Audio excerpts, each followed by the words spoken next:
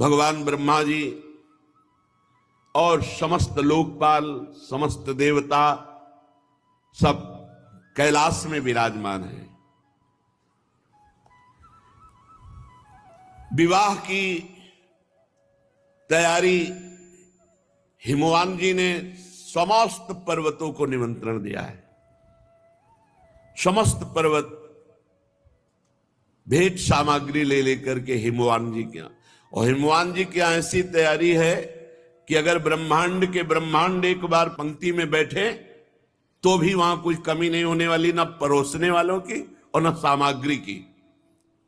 हिमांचल महामहिमा में रिद्धियां सिद्धियां अटखेलियां कर रहे, क्यों? अंबाजी भगवान शिव से विलग होकर अपने शरीर को भस्म किया, हिमालय के यहां जाकर के पार्वती जी के रूप में प्रकट हुए। हिमालय पुत्री पार्वती बाल्यावस्था से ही निरंतर ध्यानस्थ रहना शिव अनुराग में। जब किशोर अवस्था हुई, किसी से कोई संभाषण नहीं करती थी माता जी, हर समय भगवान शिव के ध्यान में निमग्न रहना, कठोर तप करना शुरू कर दिया। जो बिल्व पत्र सूख कर गिर जाते थे, माता जी उसको अपने मुख में रख करके पा लेती। एक बिल्व पत्र, अपर्णा, शरीर सूखने लगा। माता जी का नाम अपर्णा। भारी तपस्या। भगवान शंकर को एकदम बोध हुआ कि सती का जन्म पार्वती के रूप में हिमालय के यहां हो चुका है और वो हमारे लिए कठिन तपस्या कर रही है। तो सप्त ऋषियों को बुलाया और उनसे कहा कि जाओ इनके प्रेम की परीक्षा लो। जानते हैं, सब कुछ जानते हुए भी ये होता है। जैसे लोग कहते हैं भगवान जानते हैं अपने भक्त को, तो परीक्षा क्यों लेते हैं? तो पढ़ाया तो टीचर ने ही है, तो सालाना परीक्षा तो होगी ही कि तुम क्या पढ़े हो। ऐसे ही तुम्हारे प्रेम की परीक्षा होगी। तुम हरि को चाहते हो या हरि की रची हुई माया को? हरि की हुई रची हुई माया में आकर्षित हो गए तो जीरो आ जाएगा। वो हरि की तरफ देखते रहे, माया से बच गए तो नंबर आ जाएंगे। 100 के 100 आते हैं, यहाँ 98 96 नहीं आते। दो ही चैप्टर हैं, हरि पसंद कर रहे हो या हरि की माया। हर भक्त के सामने आता है तो प्रायः लड्डू ही खाने को मिलता है। बचता वही है जो मामे वे प्रपद्यन्ते माया में ताम तरंति थे, केवल हरि।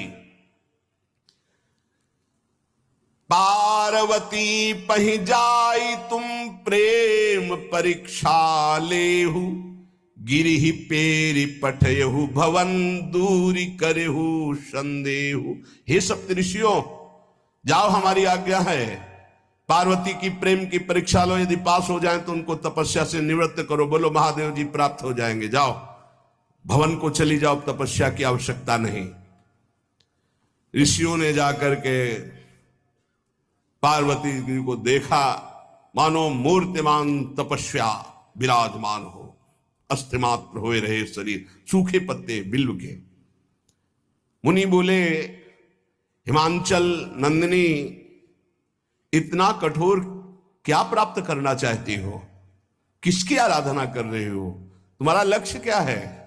यदि हम सुनने के अधिकारी हों तो आप कृपा करके बता सकती हैं। पार्वती जी ने कहा, मन बड़ा सकुचाता है आपसे ये बताने में। आप लोग कहीं मेरी हंसी ना उड़ा दें जो मेरा लक्ष्य है। मैंने भी बहुत सिखाने की कोशिश की, लेकिन मेरा मन नहीं मान रहा, हठ पकड़ लिया है। क्योंकि मेरे गुरुदेव ने मुझे जो आकर के बचपन में बता दिया, मैं वही हृदय से स्वीकार कर ली। मनु हठ परा सुनई न सिखावा, चहत बारी पर भीति उठावा। नारद कहा सत्य सोई जाना, बिनु पंखन हम चाहि उड़ाना। मुनियो, वैसे आप भी हंस दोगे। ऐसा लगता है जैसे हम भारी प्रबल धारा में बालू का बांध बनाना चाहती हैं। कहां भगवान शिव और कहां मैं? मेरी गुरुदेव नारद ने बचपन में आकर के कहा तुम्हारे पति देवाधिदेव महादेव होंगे, बस मैं तब से अपने पति की प्राप्ति की आराधना कर रही हूं। पता नहीं आप मेरी बात सुनकर हंसेंगे कि मानो बिना पंख के मैं आकाश को छूना चाहती हूं। ऋषि हंस पड़े और कहा बात तो सही है, पर्वत से उत्पन्न हुई हो तो इसलिए तुम्हारी बुद्धि भी हमें लगता है जड़ ही है। नारद के उपदेश से आज तक किसी का घर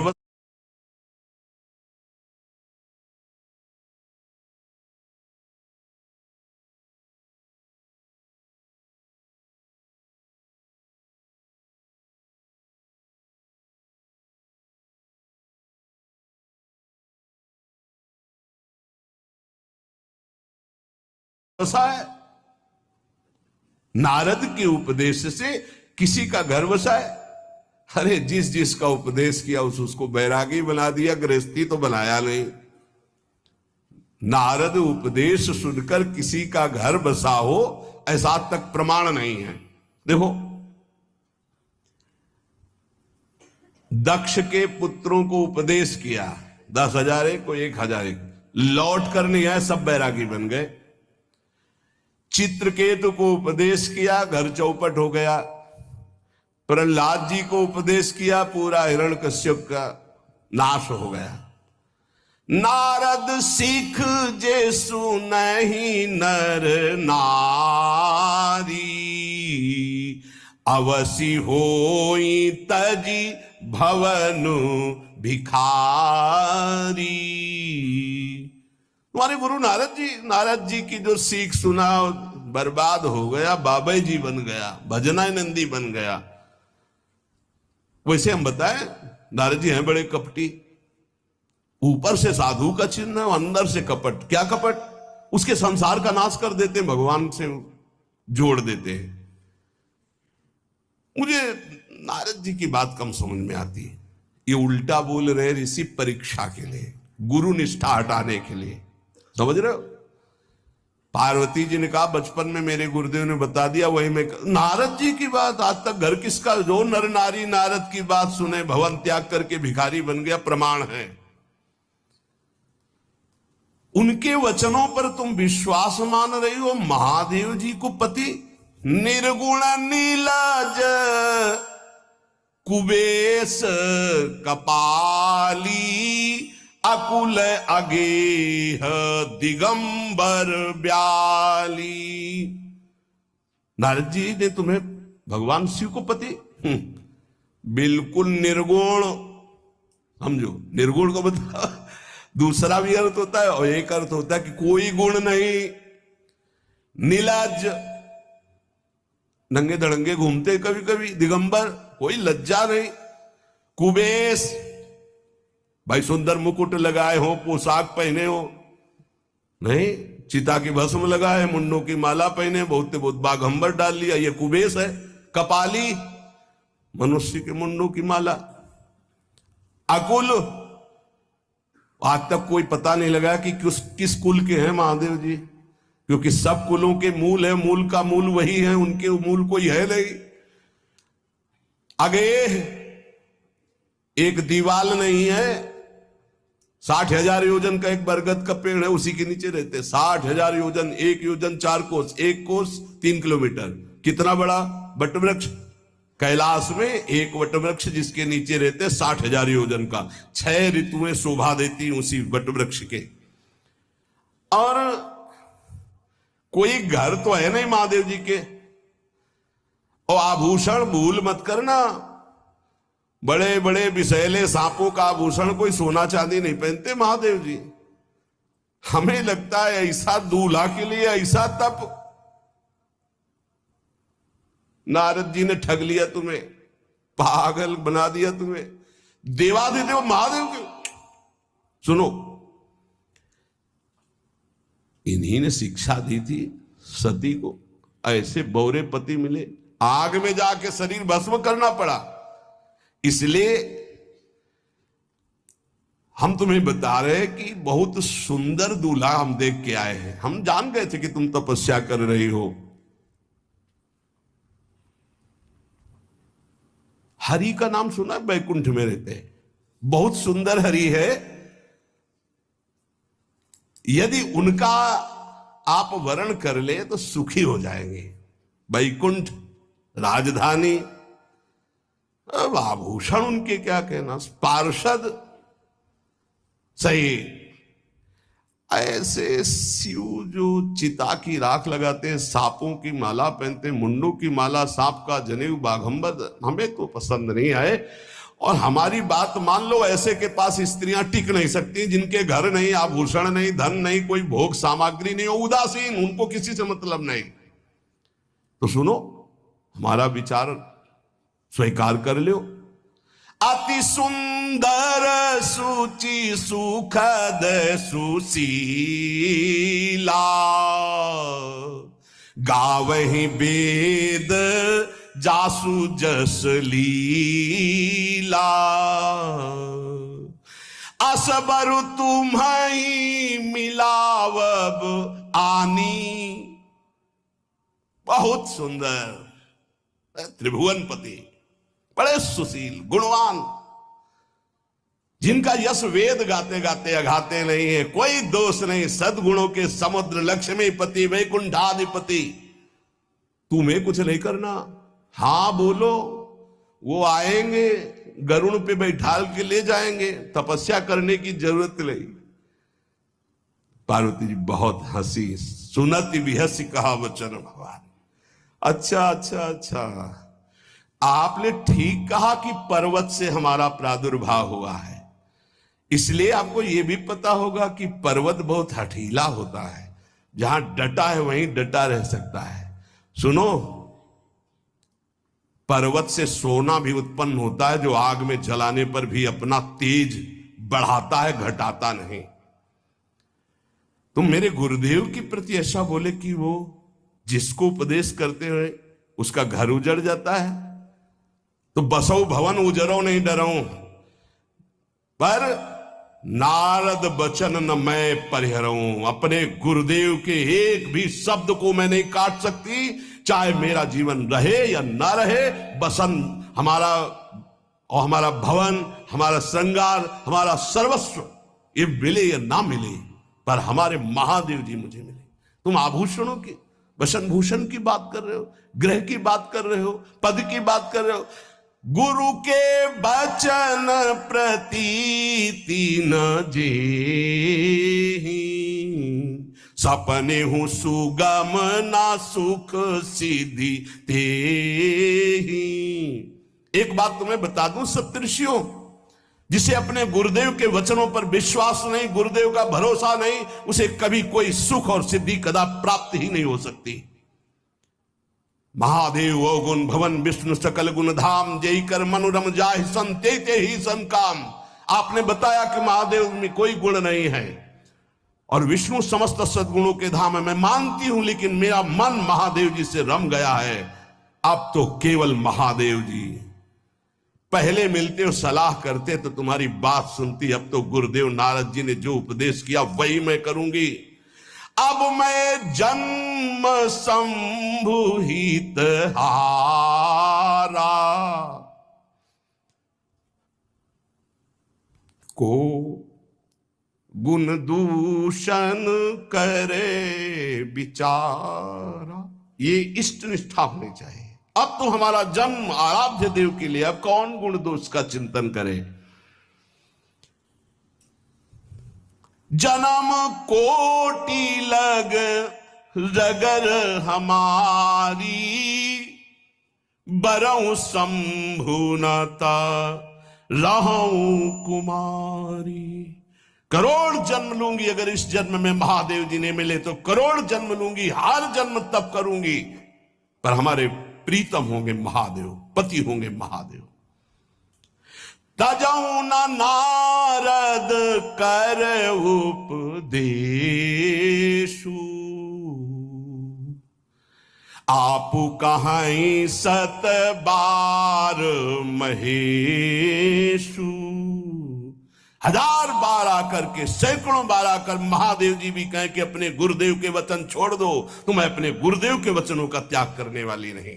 आप जा सकते हैं, बहुत जगत में कुंवारी कन्याएं और कुंवारे वर हैं उनका ब्याह करा दीजिए। मेरी तो केवल एक ही बात रहेगी, हर जन्म महादेव जी के लिए। समस्त सप्तऋषियों ने साष्टांग दंडवत की और कहा, जगदम्बा आप नित्य शिव की अर्धांगिनी, भगवान शिव ने ही मुझे भेजा था आपकी परीक्षा के लिए। जाओ, भगवान शिव सब जान रहे हैं, ब्याह पक्का, अब आपको तप करने की जरूरत नहीं है। तुम माया भगवान शिव सकल जगत पितुमात, नाई चरण सिर मुनि चले, पुनि पुनि हर्षत गात। प्रणाम करके सप्तऋषि गए, हिमांचल से कहा सादर अपनी कन्या को लिवा लाओ और ब्याह की तैयारियां शुरू करो।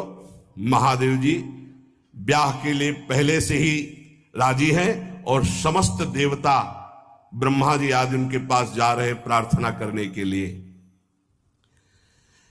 इधर जब पार्वती जी को लेकर हिमालय अपने घर पे आते हैं, तब भगवान विष्णु, समस्त देवता, ब्रह्मा जी कैलाश पहुंचे, जहां भगवान शिव विराजमान थे। सबने स्तवन किया और कहा, प्रभु बहुत दिन से एक लालसा है, सकल सुरन के हृदय शंकर परम उछाहु, निज नैनन देखा चाहे नाथ तुम्हार विवाह।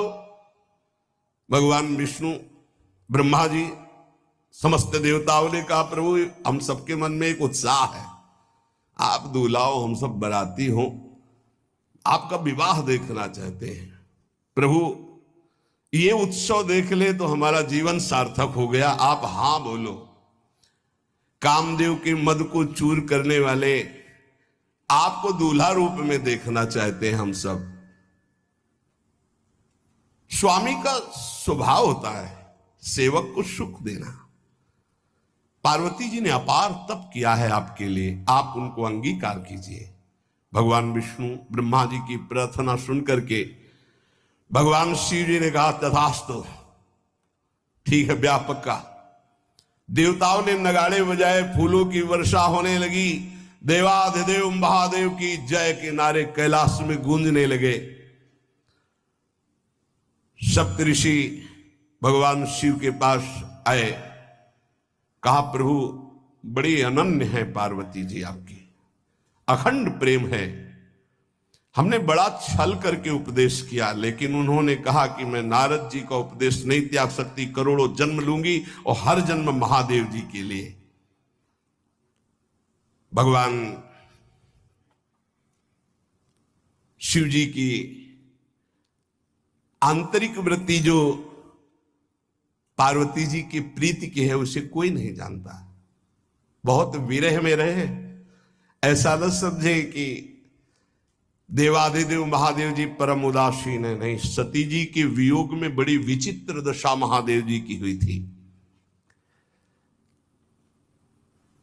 सप्तऋषि फिर गए पार्वती जी के पास और कहा, भी बीच में घटना घट गई, कामदेव गया था महादेव जी की समाधि को भंग किया, तो महादेव जी ने कामदेव को भस्म कर दिया, तो अब ब्याह का मतलब क्या रह गया।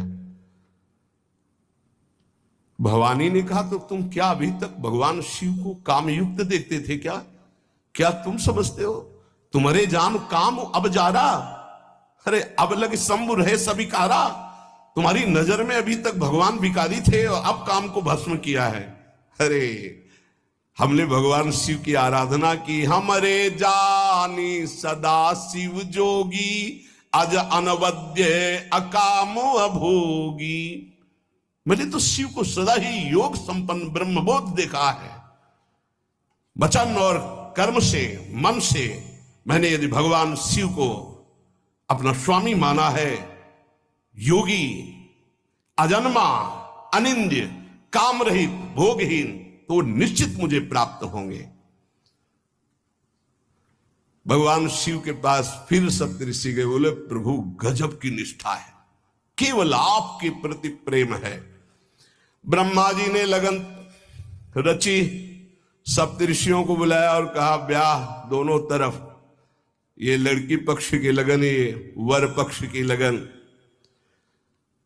ब्याह तय हो गया, दिन नक्षत्र घड़ी, नगाड़े बजने लगे देवताओं के लिए, सुमन वृष्टि हुई। ब्रह्मा जी ने सबको बुलाया, हिमालय ने सबको निमंत्रण दिया। बड़े बड़े पर्वत भेंट लेके आ रहे हैं, बड़े बड़े रसनिधि समुद्र भेंट लेकर के आ रहे हैं।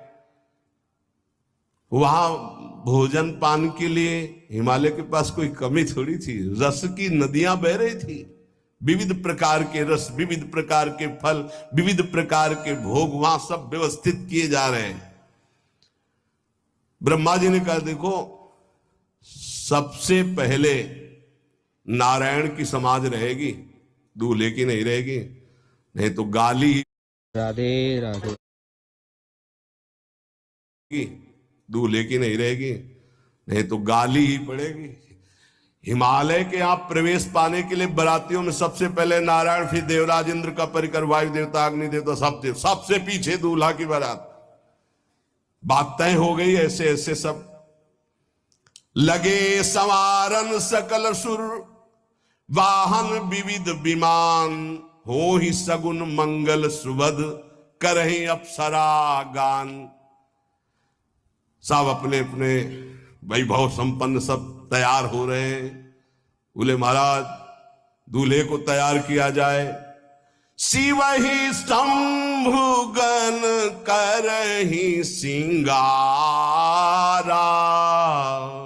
जटा मुकुट अहि मोर संवारा, कुंडल कंकन पहिरे ब्याला, तन विभूति पट के हरि छाला, शशि ललाट सुंदर सिर गंगा, नयन तीन उपवीत भुजंगा, गरल कंठ उर नर सिर माला, अशिव वेश शिव धाम कृपाला, कर त्रिशूल अरु डमरु विराजा, चले बसहा चढ़ी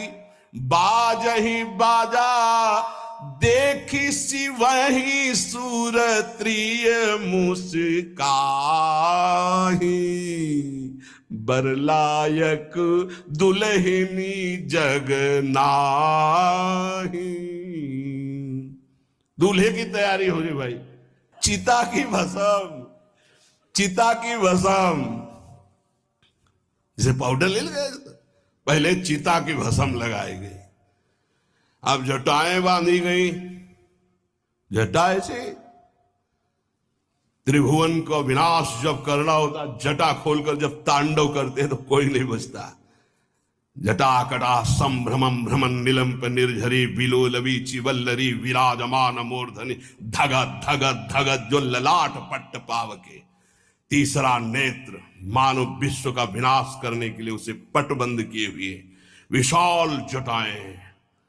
जटा का तो मुकुट सवार आ गया। अब जटा बंध है का ऐसे सांप, ये मुकुट सांप, और कुंडल करिया और भूरी भी थी। हाँ, सोने चांदी के लिए डंक मार दे तो बेहोश हो जाओ ऐसे। पहिरे ब्याला, बाजूबंद छोटे फण वाले, है कोई पनिहा, कोई दुमहा ऐसे, और ऐसे जनेऊ वासुकी नाग, गले के माला भगवान का विभूत, ऐसा स्वरूप है। और शेर की छाल नीचे,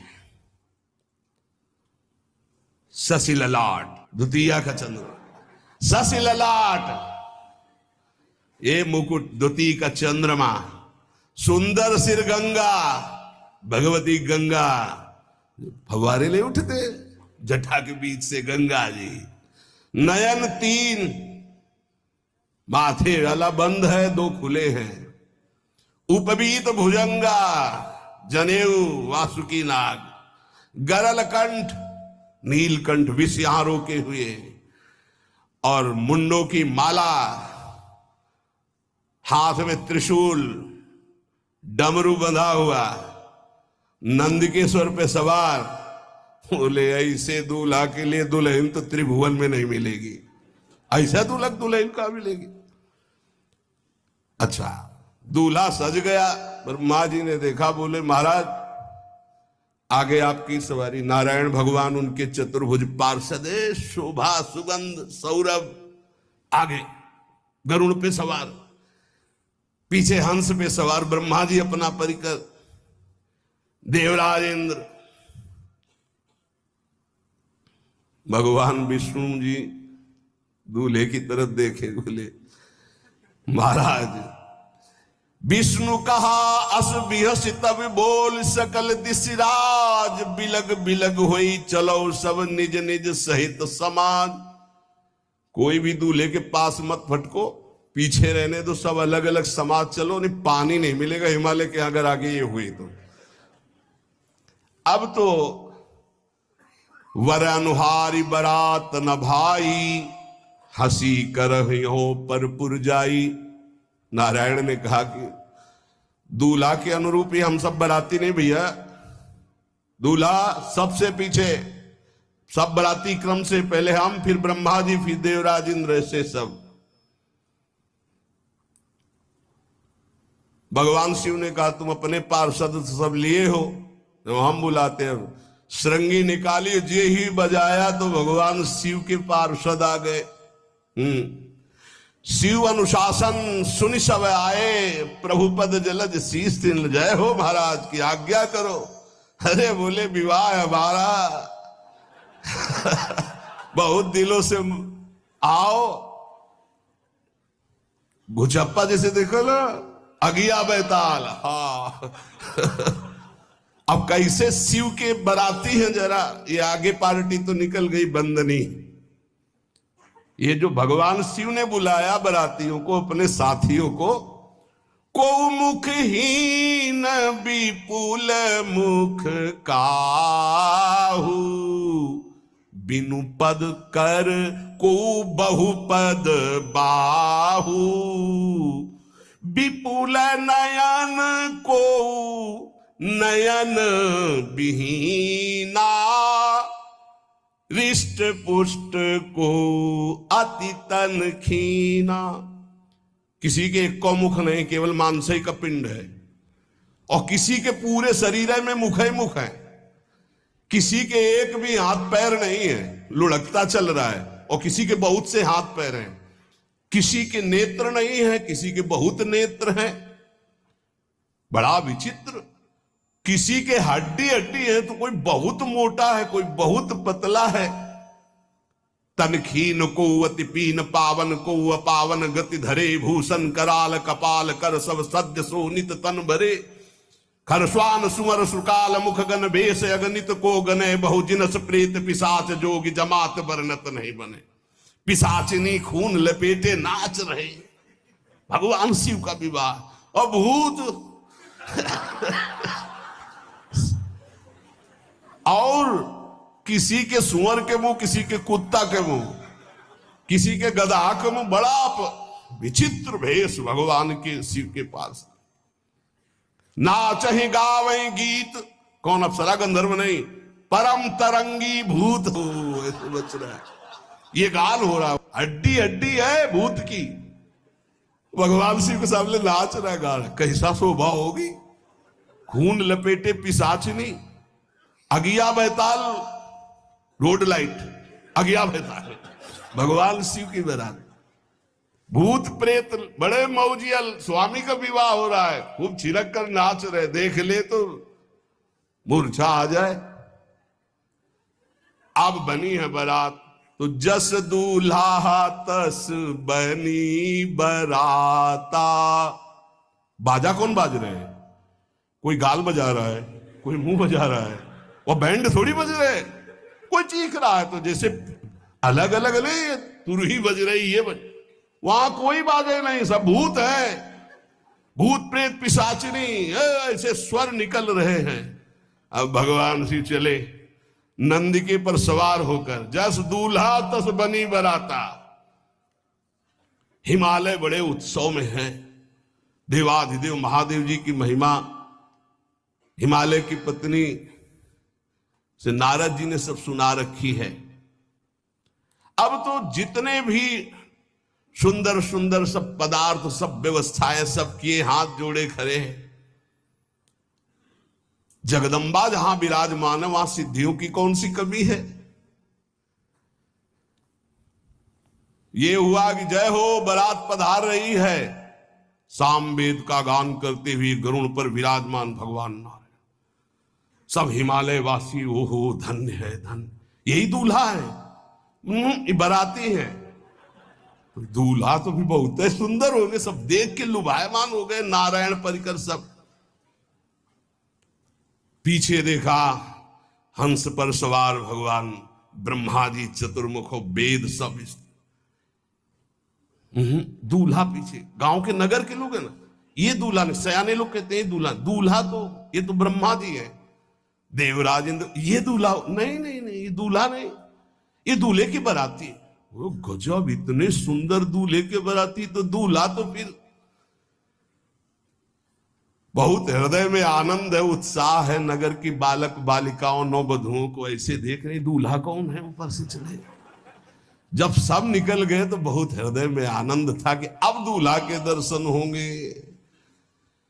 जोई दूल्हा की पार्टी आई, शिव समाज जब देखन लागे, भीतरी चले बाहन सब। जितने अगवाली कर ले आए थे, धोती संभाल के जान बचा के भागे। जो बड़े बूढ़े थे, जो महिमा सुने थे, वो धरी धीरज ताहा रहे सयाने। बड़ी हिम्मत करके रुके कि शिव हैं। लेकिन जो नौजवान बालिकाएं, बूढ़ी नौबहुएं, ये को वहां मंगलाचार में नहीं टिकी, सब अगवानी पे भाग पड़ी। धीरज धर करके बालक घर में पहुंचते, जवान पहुंचते, बहुएं, क्या बात है, तुम लोग भयभीत क्यों हो गए? कोई घटना घटी क्या ब्याह में? कहीं काह कही जाई न बाता, ये जमकर धार की धो बरियाता। बारात है, यमराज की पूरी सेना आ गई है। भैया दूल्हा देखा कैसा? बोले बरु बौराह बस असवारा, ब्याल कपाल विभूषण छारा। देखा है दूल्हा? बरु बौराह,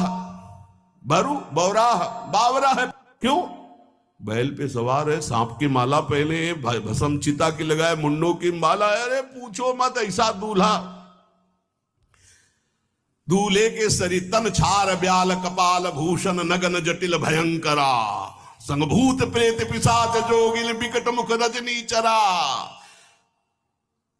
जी के लौट के बता रहे, भाग्य मनाओ, जो जियत रहा है बारात देखत, पुण्य बढ़ते ही कर सही।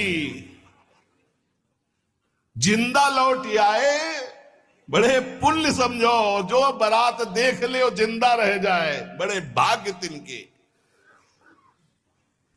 देखी सो उमा विवाह घर घर बात सब लड़िकन। सबने कहा कि अगर दूल्हा को बाराती को देख के जिंदा रह जाए तो विवाह देख पावेगा, मतलब जिंदा नहीं रहेगा। जो बड़े बुजुर्ग थे वो समझा रहे, देखो भगवान शिव हैं, ये उनकी समाज है। सबको वास दिलाया गया। अब आरती करने के लिए, सुमंगल गाने के लिए नवीन नवीन स्त्रियां पार्वती जी की माता के साथ आ रही हैं। मैना सोने की थाल है, बड़ा आनंद है। दूल्हा का प्रथम दर्शन और आरती लेके जे भी देखा दूल्हा को, यही दूल्हा है? हाँ। भारी रोष पैदा हुआ कि नारद जी ने बर्बाद कर दिया हमारा घर। हमारी बिटिया सूखे पत्ते खा के इसके लिए भजन करती रही। मैना जी ने पीछे मुड़ के देखा, एक भी नहीं स्त्री थी, अकेले थाली लिए खड़ी थी। लौट के आई और उन्होंने कहा कि सब भाग्यों पड़ी। बोले प्राण बचाए, ऐसे ऐसे करिया फुसकार रहे थे। कोई थाली पटक दी, आरती की गई, पार्वती जी को गोद में बैठाला और रोने लगी। बिटिया ऐसे के लिए भजन किए हो, ऐसे के लिए तपस्या किए हो? आंसू भर के कहा कि विधाता की बुद्धि मारी गई। जिसने तुम्हारी जैसी सुंदर कन्या, वो ऐसा बावरा दूल्हा, ये संयोग रचा है। बुद्धि खराब हो गई ब्रह्मा की। कसकीन बरु बौराह विधि जय तुम्हें सुंदरता। त्रिपुर सुंदरी भगवती पार्वती जी। अरे जो फल लगना चाहिए कल्प तरु में, वो बमूर में लग रहा है। ये आज वही दिल उत्सव, ब्याह का उत्सव भगवान सिंह। अच्छा तो मेरा निर्णय सुन लिया जाए मैना जी का। अगर मेरी बात नहीं मानी गई तो हिमालय के शिखर से अपनी बेटी को लेकर गिर के आत्महत्या कर लूंगी, ब्याह नहीं होने दूंगी। फाइनल। तुम सहित गिरते गिरो पावक जरो, आग में जल जाऊंगी अपनी बेटी को लेके, समुद्र में डूब जाऊंगी, लेकिन ऐसे बोरे बोरा जो ये बर है इसके साथ ब्याह नहीं होने दूंगी, पक्का।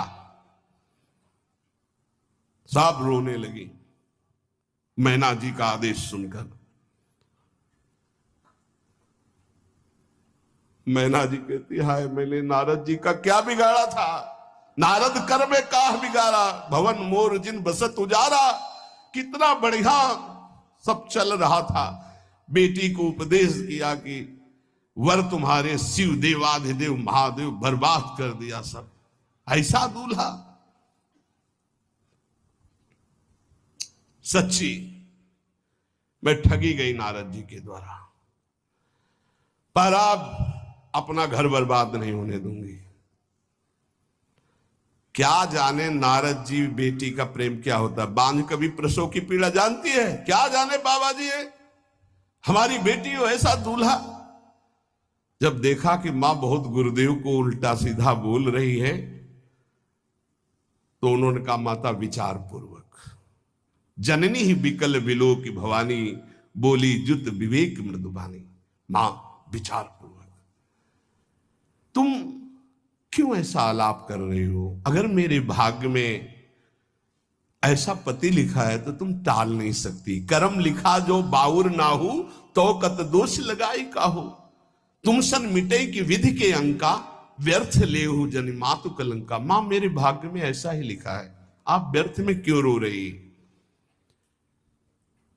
जब पार्वती जी की ऐसी करुण बात सुनी तो सब स्त्रियां रोने लगी, विधाता को दोष लगा रही। नारद जी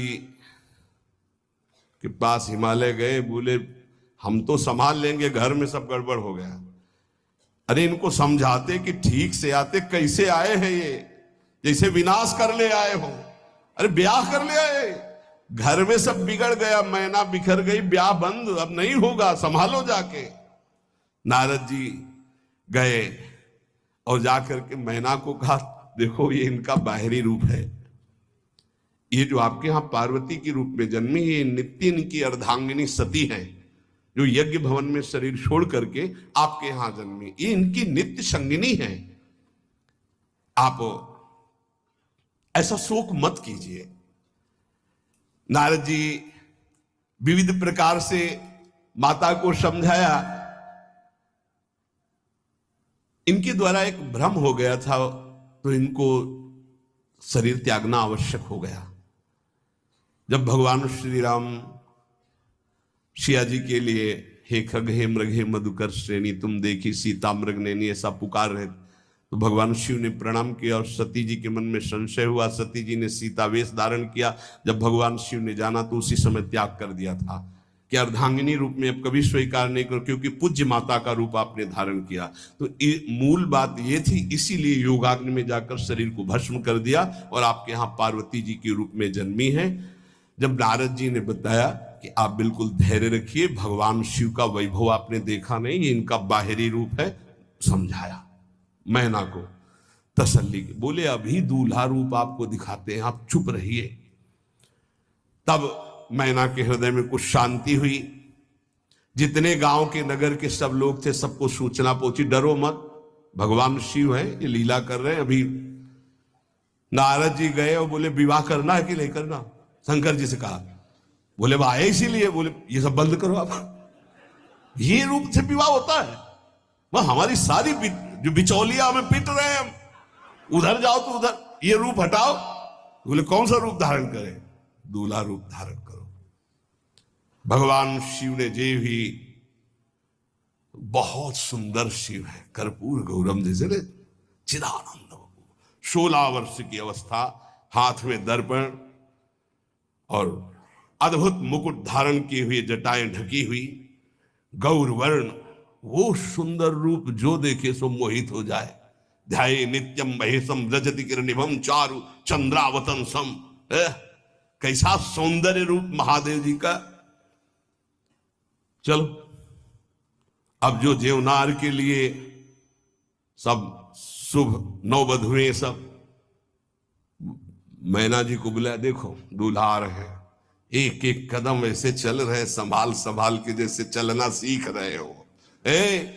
तांडव करने वाले चरण है, पर नारद जी ने को अब नहीं, नव किशोर अवस्था, हाथ में दर्पण, वो सुंदर रूप भगवान शिव का, एक एक कदम बारात में जो देखे सो मोहित। मैना ने कहा हो अहो भाग्य, ऐसे दूल्हा। बोले वही हैं जो नंदी पे सवार थे, इनके स्वरूप को जानना बड़ा कठिन है। अब जो सुंदर जेवनार हुई बरातियों के साथ भगवान शंकर की बड़े मधुर गीत गाए जा रहे हैं। मुनियों ने फिर हिमवान को लगन पत्रिका सुनाई। विवाह का ठीक समय देख करके समस्त देवता और वेद स्वयं मूर्तिमान होकर वेद उच्चारण कर रहे हैं। भगवान शिव का पाणी ग्रहण संस्कार हो रहा है। पार्वती जी जब श्रृंगार करके सभा में आई ब्याह मंडप पे, तो कोई ऐसा नहीं था जो देखकर मोहित न हो गया हो। त्रिपुर सुंदरी अंबा है, लेकिन सब ने उनके श्री चरणों में सर झुकाया, क्योंकि जगदात्मा महेश पुरारी, जगदंबिका जानि भव भामा, सुरन मनन मन कीन प्रणाम। ऐसा सुंदर रूप अंबा जी का, त्रिपुर सुंदरी है। जब वो दुल्हन रूप में पधारी, कोई भी ऐसा नहीं था जो एक बार देखकर मोहित न हो, पर सब श्री चरणों में, क्योंकि जगदंबिका है, भगवान शिव की आद्या शक्ति है। सुंदरता मर्जाद भवानी, जाय न कोटि बदन बखानी। करोड़ों मुखों से यदि वर्णन हो तो इस समय जो पार्वती जी का सुंदर रूप है, नव किशोरी और दुल्हन रूप, पार्श्व में बैठे अत्यंत सुकुमार, कपूर और चांदी की तरह गौर वर्ण, एकदम तेजोमय, विशाल नेत्र, स्वर्ण आदि के आभूषण, कहीं कोई एक बिच्छू सर्प कुछ नहीं, बिल्कुल नव किशोर राजकुमार स्वरूप भगवान शिव। पार्वती का मन रूपी भौरा शिव जी के रूप को देखकर लुभायमान हो रहा है। आज्ञा भई, ब्याह प्रारंभ हो। आश्चर्य की बात, गणेश जी का पूजन सबसे शुरू हुआ। लियो, मुनि अनुशासन गणपति पूजे शंभु भवानी, गणानान्त्वा गणपति ग्वंघवामहे प्रियानान्त्वा प्रिय। लियो, बोले गणेश जी पार्वती जी के मतलब पुत्र का भाव आता ना, कि वो जो उट्टल लगा रही थी उसी से गणेश, ये आदि गणेश है, ये आद्य गणेश है। जैसे आदि ब्रह्म, जैसे आदि ब्रह्म स्वरूप ये गणेश है। भगवान शिव और पार्वती जी ने प्रथम गणपति पूजन किया। मुनि अनुशासन गणपति ही पूजे शंभु भवानी, को सुनि संशय करे जनी। ये अनादि जी जान, कोई संशय मत करना कि वो पुत्र है, जो पार्वती जी से प्रकट हुए, बोले नहीं, ये अनादि गणपति का पूजन हो रहा है, जो ब्रह्म गणपति हैं। जस विवाह कै विधि श्रुति गाई, महामुनिन सो सब करवाई। गही गिरीश कुश कन्या पानी, भवई समर्पी जानी भवानी। पाणी ग्रहण संस्कार किया, कन्यादान। ये बहुत बड़ा गृहस्थ धर्म में परम पावन है। देखो, जो हमारी पूर्व धर्म मर्यादा की संस्कृति कितनी पावन संस्कृति है, जिसको आज हम भूलते चले जा रहे हैं। मन परम पद की प्राप्ति होती, मतलब मन मानी आचरणों से, मतलब जो मन जैसे आवे वैसे बहे, ये हमारी धर्म मर्यादा। देखो स्वयं भगवान कैसी मर्यादा है, पानी ग्रहण कर रहे, कुछ जल मंत्र, ब्रह्म ऋषि साक्षी, फिर पानी ग्रहण। पानी ग्रहण जब कीन महेशा, ये हर से तब सकल सुरेशा। बाज विधि नाना। जिस समय पाणी ग्रहण भगवान देवादिदेव महादेव रंबा पार्वती का हुआ, समस्त देवता मुनिगण वेद मंत्र उच्चारण करते हुए जय हो जय हो जय हो, विविध बाजे बज रहे, पुष्पों की वर्षा हो रही। हर गिरजा कर भयउ विबाहु, सकल भुवन भरी रहा उछाहु।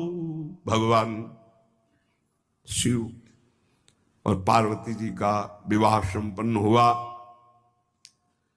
बहुत कुछ श्री चरणों में भेंट रख करके हिमांचल ने प्रार्थना की, प्रभु आप तो कृपा के समुद्र हैं, अगर मेरी पुत्री से कभी कोई गलती हो जाए तो क्षमा करना।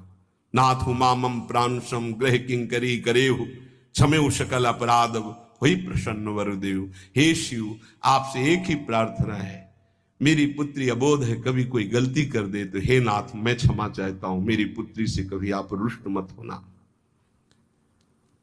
बहुत प्रकार से भगवान शिव ने उनको आशीष दिया, ढांढस बंधाया। फिर भगवान शिव और उमा आनंद पूर्वक कैलाश पधारे। चरित सिंधु गिरजा रमन, वेद न पावहि पारू।